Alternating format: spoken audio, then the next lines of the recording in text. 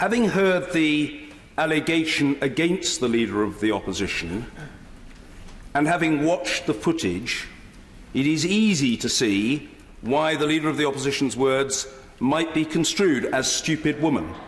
That was also the opinion of lip speakers, and I emphasise lip speakers rather than lip readers, whose advice was sought and obtained at short notice.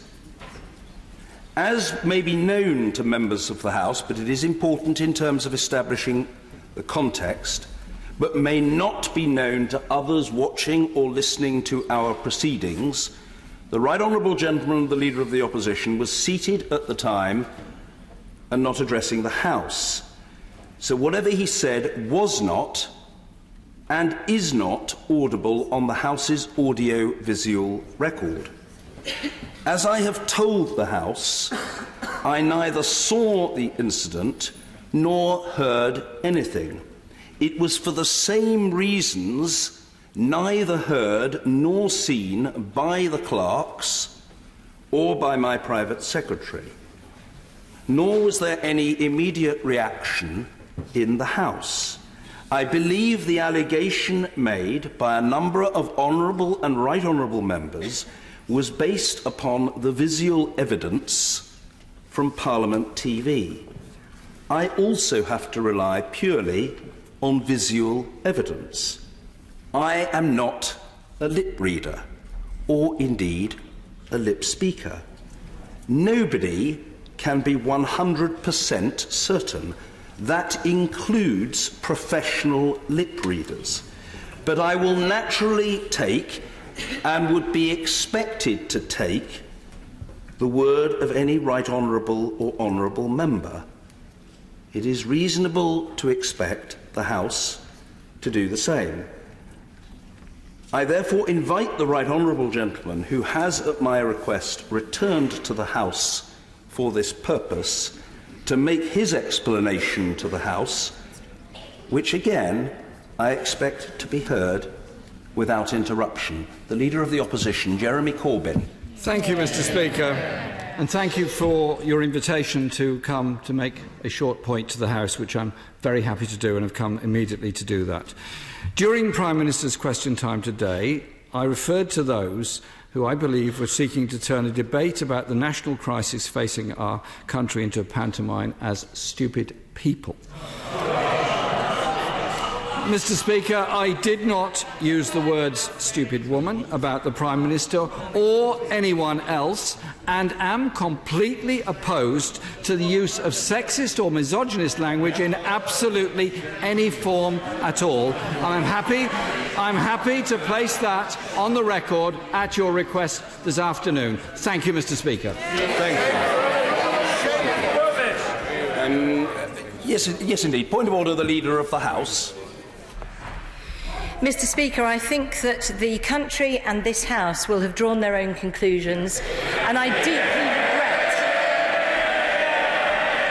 deeply regret that the Right Honourable Gentleman has not seen fit to apologise to my Right Honourable friend, the Prime Minister. Thank you. I thank the Right Honourable Lady for what she has said, which requires no comment from the Chair. Yes, indeed.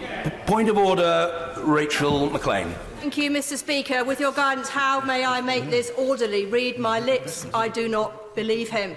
What can we do to further verify this evidence? What can we do to further ask experts to review this evidence and get the apology from the Right Honourable Gentleman that my honourable friend the Prime Minister deserves? It is not open to a member to impugn the integrity of another member. That is order, please. That is a violation of the established... If the Honourable Lady will permit me, she has raised her point of order perfectly reasonably, and I am responding to her.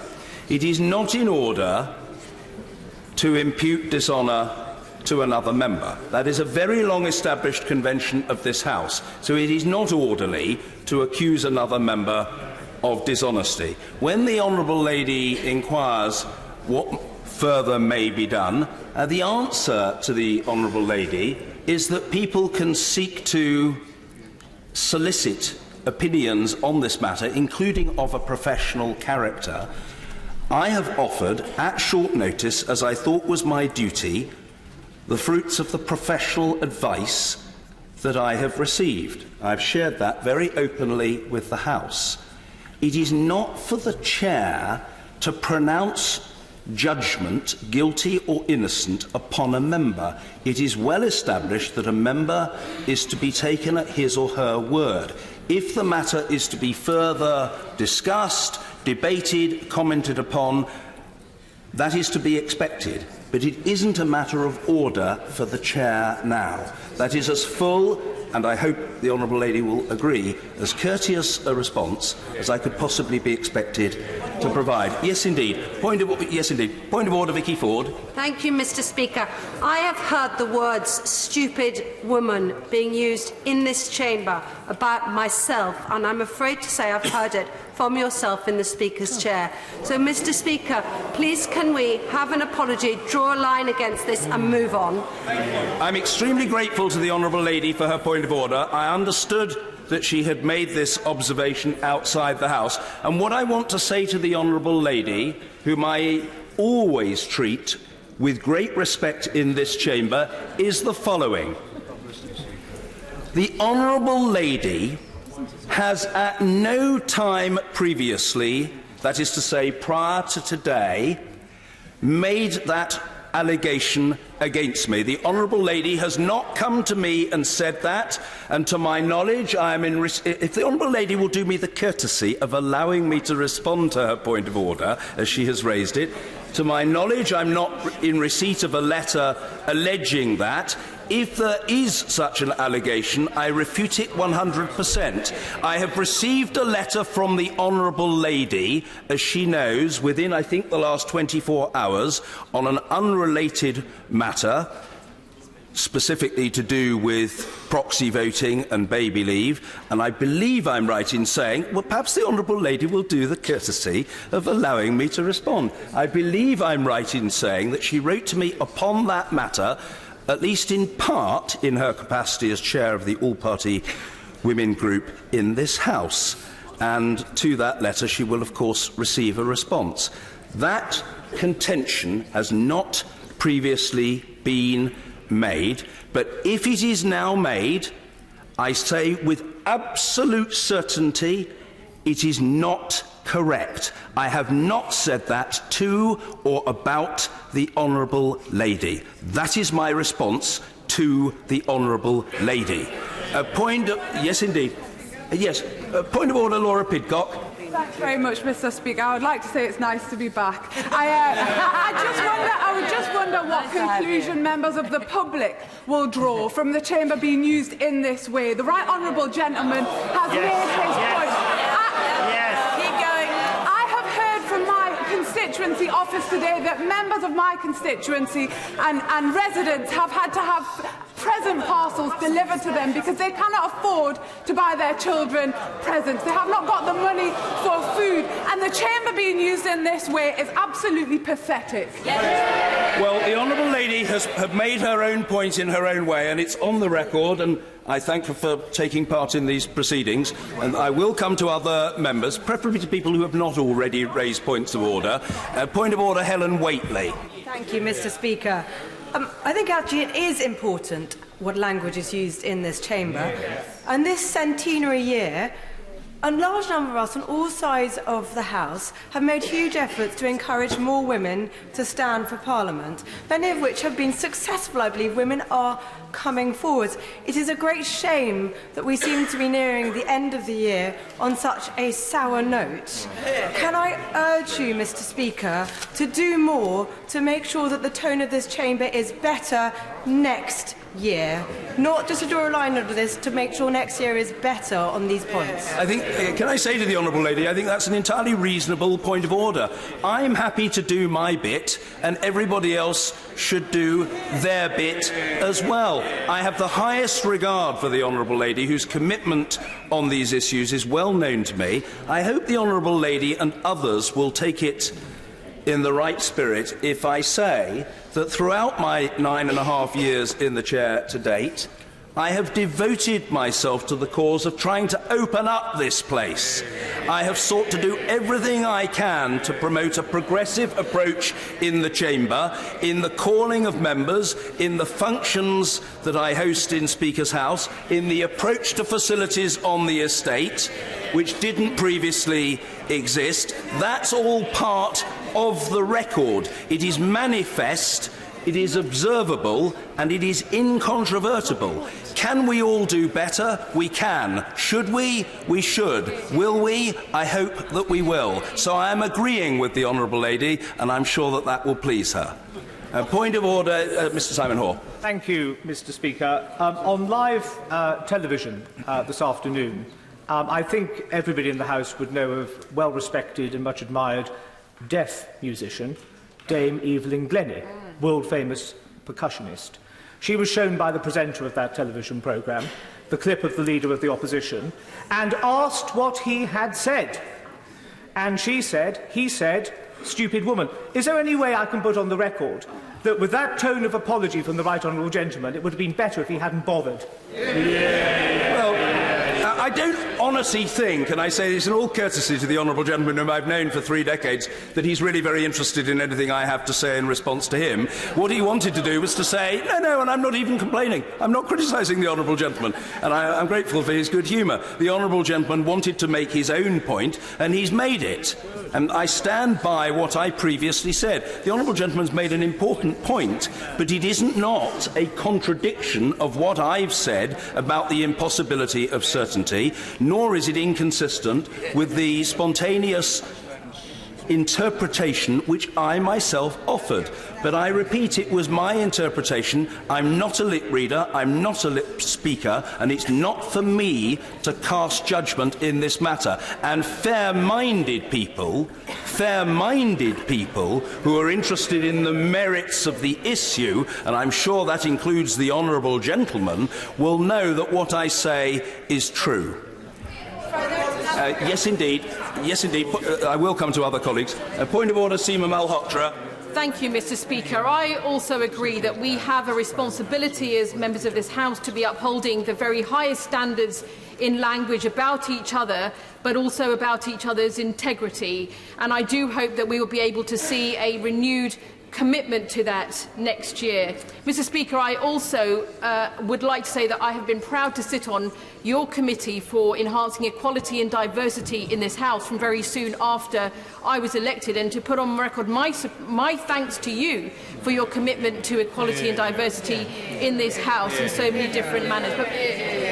And my point of order, Mr. Speaker, is on a slightly different topic, however, because according to press reports of a leaked DWP document, EU exit planning, economic downturn, the government, as part of its long-term contingency planning in the event of no deal, suggested it would create a strategy with other departments handling the negative impacts, e.g. homelessness, poverty and suicide.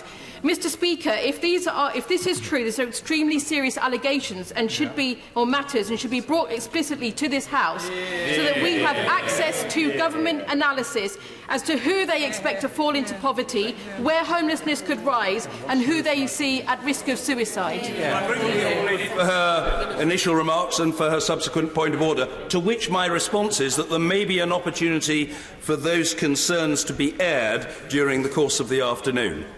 Point of order, Sir Desmond Swade. Mr. Speaker, can I declare an interest as someone who has a bad habit of making utterances under my breath in this chamber?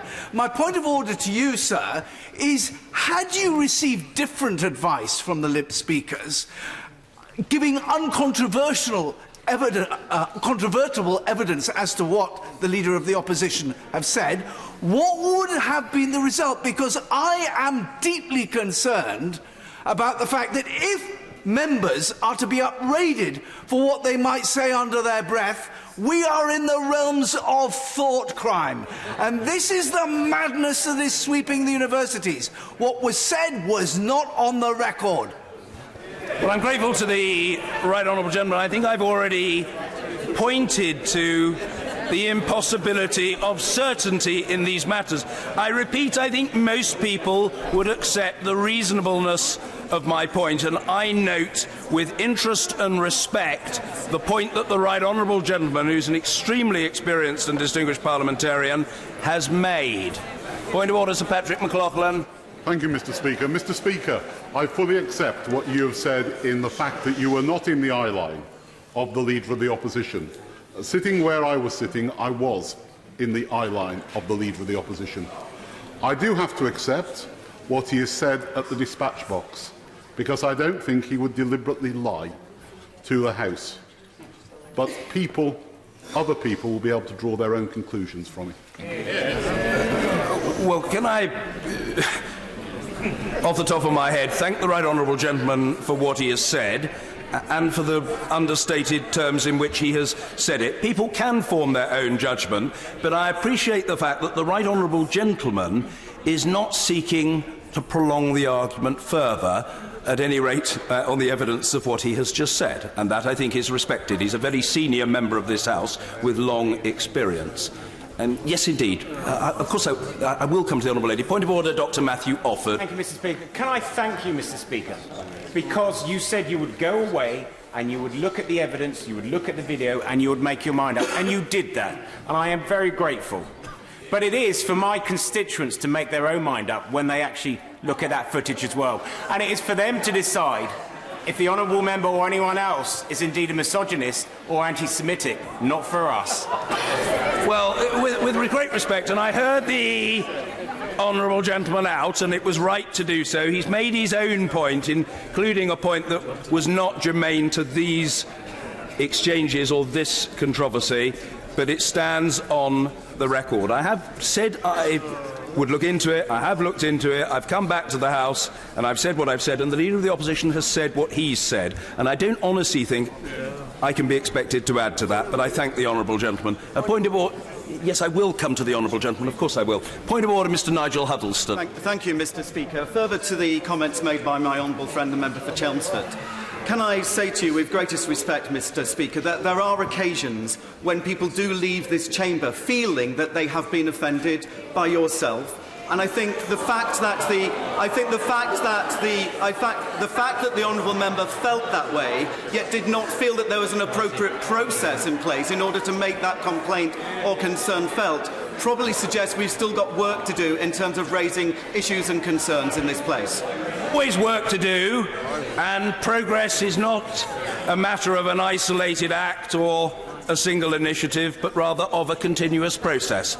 I accept the significance of what the honourable gentleman says in that regard, which seems to me to be unexceptionable. Unexceptionable. Yes, point of order, Laura Smith. As somebody who is still a relatively new member of this House, I wondered if you could advise me on how I explain to my constituents the level of party politics that is being played out. Don't let them shout you down. Don't let them shout you down.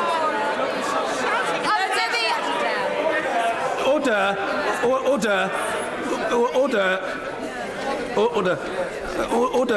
That observation at the beginning of that point of order has met with much criticism, but I would very gently say to members can't have it both ways. They can't on the one hand talk about respect, wanting respect for their own right to speak and their own opinion, but not accord a comparable level of respect to someone who happens to express a view that differs from their own. Point of order, Laura Smith. Mr. Speaker, you hit on the end of my point, because the level of hypocrisy in this place is quite astounding. On this side, over here, we have to put up with the most disgraceful insults thrown at us, and nobody more so, Mr. Speaker, than the Leader of the Opposition, who has to put up with it day in, day out. Well, the honourable lady has made her own point with force in her own way, and I thank her for doing so. She's perfectly in order to do so, and it's on the record. Yes, a point of order. Forgive me. Point of order, Mr. Mike Wood. Yes. Thank you, Mr. Speaker. The guidance that you issued to members earlier in the week drew attention both to the need for temperate language, but also to the provisions around misogynistic language as part of the respect policy. If these rules don't apply to the Leader of the Opposition, what protection can members, staff and staff of the House expect where behaviour isn't broadcast live on international television? Well, I'm grateful to the Honourable Gentleman for his point of order, and the simple answer to the Honourable Gentleman is that the rules apply to every honourable and right honourable member of this House. That's the factual answer. I can do no other than provide the factual answer, but I thank him for what he said. Yes, I will take remaining points of order. I do ask the House to consider the other business to which we need to proceed. But point of order, Lloyd Russell Moyle. Thank you, Speaker. On a different note, and I hope on a note that is how point of orders should be used, I would like to seek...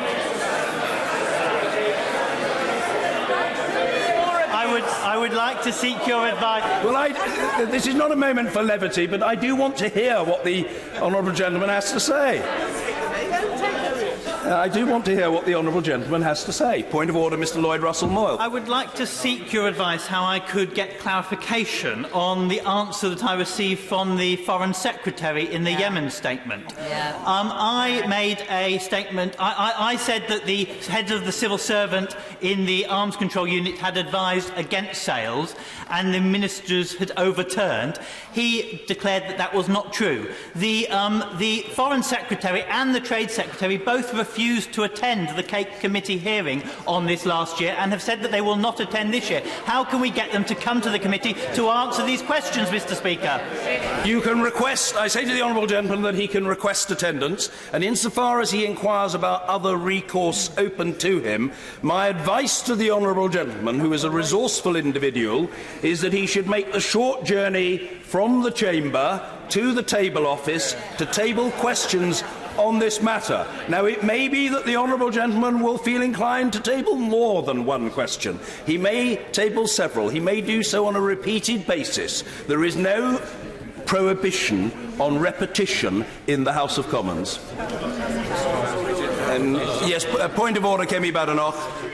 Thank you, Mr. Speaker. Further to your remarks earlier about impugning another member's honour and integrity, I distinctly heard during Prime Minister's questions the Leader of the Opposition refer to her actions as criminal. I've also checked on Hansard, and that is on the record.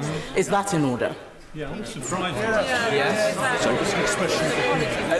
is perfectly in order to offer that expression of opinion, and I say that, yes, I say that on advice from the clerk. I didn't witness that exchange. I'm not asking the Minister of State.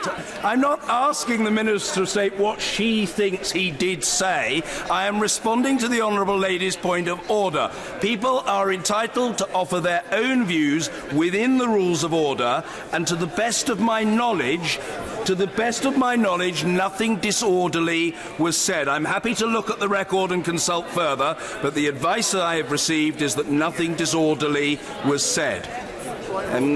Point of order, Mr. Ben Bradshaw, of course. Mr. Speaker, I suspect most of us are in the chamber to hear a very important application for an emergency debate on the single most important issue that's faced our country in peacetime. And the public looking in will find this spectacle completely ludicrous. So can we please move on to the important business of the House? I'm grateful to the Right Honourable Gentleman for what he said. I hope he'll understand me if I say that it is not possible in these matters to please everyone. I'm trying to do the right thing by listening to, taking account of, and offering a response to points of order. But I am conscious, and the House will be conscious, that we have important business to which to proceed, and I do intend that we shall do so. And I would very politely suggest that if people have already raised points of order, they should not treat points of order as an ongoing debate.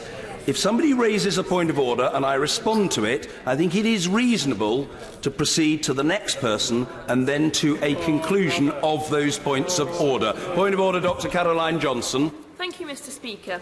Trust in politics is very important. We have all seen, or the vast majority of us have now seen this video. Members of this House, on both sides, have commented that they thought the words used were stupid woman. members of the public have commented on Twitter and other places that they thought the words were stupid woman. Mr. Speaker, if I understand you correctly, your own interpretation of that video was that the words used were stupid woman, and that those of your lip speaker and the member for North Dorset's lip reader have all said the same. I take the Right Honourable Gentleman at his word, as I will do so. I'm sure that, like the member for Derbyshire Dale said, that he would not lie in this chamber. However, I am very concerned that incongruity between the different statements will affect trust in politics, and I want to know how he could use his good office to ensure that trust in politics is not affected adversely by the incongruity between what has been said by the Right Honourable Gentleman and the overwhelming evidence to the contrary. The answer is by behaving well on a regular basis and by attending to our responsibilities in this House.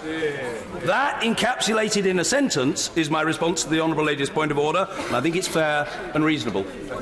Point of order, Mr Alistair Carmack. Thank you, Mr Speaker. The Right Honourable Member for New Forest West is right in saying that whatever the Leader of the Opposition said was not said on the record. The Leader of the Opposition, however, has now put it on the record by coming to the dispatch box and making his statement. Anyone, and I mean anyone not just in this chamber, who has complaint to make about that has recourse to the proper procedures involving the Standards Commissioner. Surely at this time of all, Mr Speaker, it is important that we use the proper procedures rather than proceeding to trial by points of order in the chamber. Can I say to the Right Honourable Gentleman that I agree that we do not have, or we should not have, trial by points of order. That is not consistent with any due process. I hope the Right Honourable Gentleman will forgive me if I say to him that, as far as I understand it, conduct in the chamber does not fall within the purview of the Parliamentary Standards Commissioner. So I don't think that an allegation of misconduct on that front in this situation could be adjudicated by the Parliamentary Standards Commission. I don't think that that is correct. But what I would say is that there are opportunities for members to continue this argument and debate if they so wish. But I genuinely ask the House, how does it avail our deliberations on public policy to proceed indefinitely with points of order on the same subject? Manifestly, it does not. I will take two more and then the members, and then I really do think we should draw the matter to a close. Point of order, Paul Scully. Thank you, Mr Speaker. I'd like to bring this to a close and asking you, in order to give people in this place and members of the public the ability to make their own mind up, I wonder if, Mr Speaker, you might publish the advice that you received. I'm advised no, and I stick to the advice no. I have to say to the Honourable Gentleman that I consulted. There was no written advice from the lip speakers. This was done at very short notice, and I was given a view by them. And it was not without qualification. I won't go into the detail of it. I gave the essence of it, but it was not without qualification or caveat. But there is no written advice from the lip speakers. So I hope I haven't misunderstood the Honourable Gentleman, and I don't think there's merit in persisting with this exchange. But that's my response to the Honourable Gentleman. Of course, point of order, James Heappey. Mr Speaker, thank you very much. It's a change of subject to return to the issue raised by the Right Honourable Gentleman for Exeter. Mr Speaker, there's been a series of SO24 debates recently. On Monday, over 50 members rose on the benches opposite and barely a dozen or so spoke. The previous week, the benches opposite were absolutely full at the point of application, and barely 20 members opposite thereafter spoke. In your reviewing of Hansard, Mr Speaker, have you noticed any inconsistency between the urgency shown in applying for SO24 debates and participation thereafter? And in your review of the content of the speeches within those debates, have you noticed any difference between the content of those speeches and those in our more routine discourse on Brexit? Finally, Mr Speaker, as members opposite may shortly rise to support such a debate tomorrow, do you have any expectation on how many of them will then attend to speak in it? So the last point is no, and my response to the Honourable Gentleman, and I thank him for his multifaceted point of order, is as follows. There is absolutely no inconsistency within the procedures of this House whatsoever between members rising to support the granting of a debate on the one hand and not choosing to participate in it on the other. There is no incongruity, there is no incompatibility, there is no inconsistency, there is no contradiction. I hope the honourable gentleman, who is a most courteous and assiduous member of this House, would accept that I am well familiar with the procedures of this House and I know of what I speak. The honourable gentleman may think that's odd or peculiar or that it offends his sensibilities in some way, and I'm sorry if that is the case, but there's nothing wrong or procedurally improper about that at all. And do I have an estimate of the number of members? No, I'm extraordinarily grateful to the honourable gentleman for attributing to me powers that I don't possess, but I'm not psychic. I'm not psychic. Point of order, Ratchanara Ali. Thank you, Mr. Speaker. This morning there was a knife attack in a constituency surgery in my constituency where 3 people were attacked. Does he agree with me that instead of debating points of order about what was said earlier, we should draw a line under it and move on to the substantive issues that affect our constituencies, because otherwise they will quite rightly think that collective stupidity has taken hold of this House. Well, I hope we will be able, and I thank the honourable lady for what she said and the sincerity with which I know, like all members speak with sincerity, she has said it. I hope we can shortly move on. But not, I think, before we've heard from, I think, 2 other members. I want to save It's a national institution. I want to save the honourable gentleman to the end. A point of order, Catherine West. Thank you, Mr. Speaker. I had wanted to raise it earlier, but after the points of order, I saved it till now, because it's not to do with our earlier debate. But on the 28th of November, I tabled a name day question to the Home Secretary regarding LGBT asylum cases, and 3 weeks have now passed, but sadly no answer to the question has materialised. I understand that the government is in complete meltdown over Brexit, but, Mr. Speaker, can you offer any guidance as to what parliamentary mechanisms are available to compel the Home Secretary to answer these important inquiries? I thank the honourable member for giving me notice of this matter. Responsibility for answering parliamentary questions lies with the departmental ministers concerned. I certainly agree that it is unsatisfactory if ministers do not respond to questions in the expected timescale, and to be so late in responding to a named day question would appear to be particularly unacceptable. Successive leaders of this House have also accepted a responsibility to take up such tardiness of reply, or indeed non-reply, with departmental ministers, and I thank the Leader of the House for signalling from a sedentary position that she too does so and takes such matters seriously.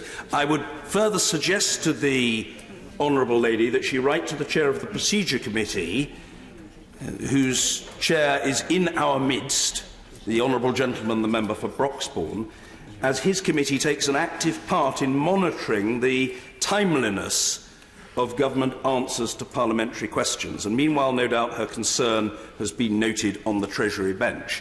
And lastly, I think on the opposition benches, I want to hear the point of order from the honourable gentleman, the member for Huddersfield, who was first elected to the House 39 years, 7 months and 16 days ago. Mr. Barry Shearman. Mr. Speaker, I was going to start my remarks by saying I've been in the House longer than you, and that is true. And I'm also well known to be a bit of a chuntrer. I often turn to the person next door to me and say quite rude things, not dreadful, rude things about something I disagree with. But this is a serious point of order.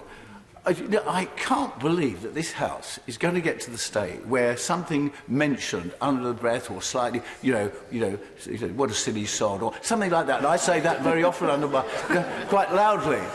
Mr. Speaker, we cannot have a system here where we start lip-reading something that someone said to the next-door neighbour when passions are high in this House. It's supposed to be a place where we have high passions, but it's also a place where we treat people like adults. And today, we've been rather like badly behaved children.